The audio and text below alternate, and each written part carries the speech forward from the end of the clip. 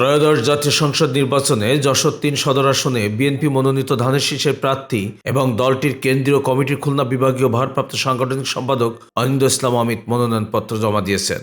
সোমবার ২৯ ডিসেম্বর বিকেলে জেলা রিটার্নিং কর্মকর্তা ও জেলা প্রশাসক মোহাম্মদ আশিক হাসানের নিকট তিনি এই আবেদনপত্র দাখিল করেন। এ সময় উপস্থিত ছিলেন জেলা বিএনপির সভাপতি অ্যাডভোকেট সৈয়দ সাবেরুল হক সাবু, সাধারণ সম্পাদক দেলোয়ার হোসেন খোকন, বীর মুক্তিযোদ্ধা ফেরদৌসী বেগম ও জুলাই যোদ্ধা এনাম সিদ্দিকী প্রমুখ।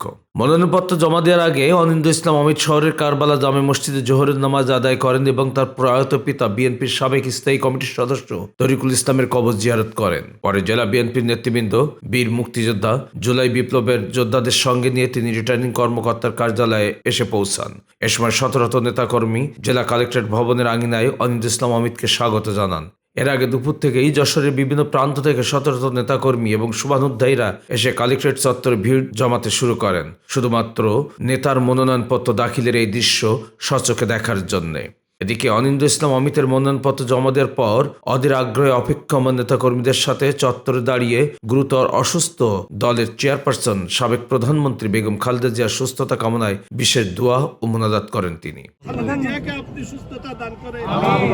মনোনয়নপত্র জমাদান শেষে সাংবাদিকদের উদ্দেশ্যে অনিন্দ্য ইসলাম অমিত বলেন, আমি ইতিবাচকভাবে সামনে এগোতে চাই।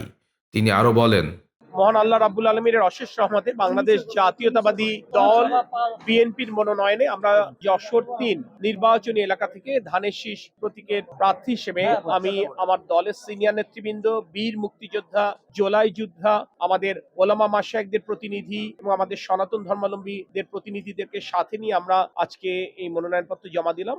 আমি এই জন্য আল্লাহর দরবারে লাখো কোটি শুকরিয়া আদায় করছি। আমার দল বাংলাদেশ জাতীয়তাবাদী দলের চেয়ারপারসন দেশনেত্রী বেগম খালেদা জিয়া, আমাদের প্রিয় নেতা তারেক রহমানের প্রতি আমি কৃতজ্ঞতা প্রকাশ করছি যে তারা আমার উপর আস্থা রেখেছেন।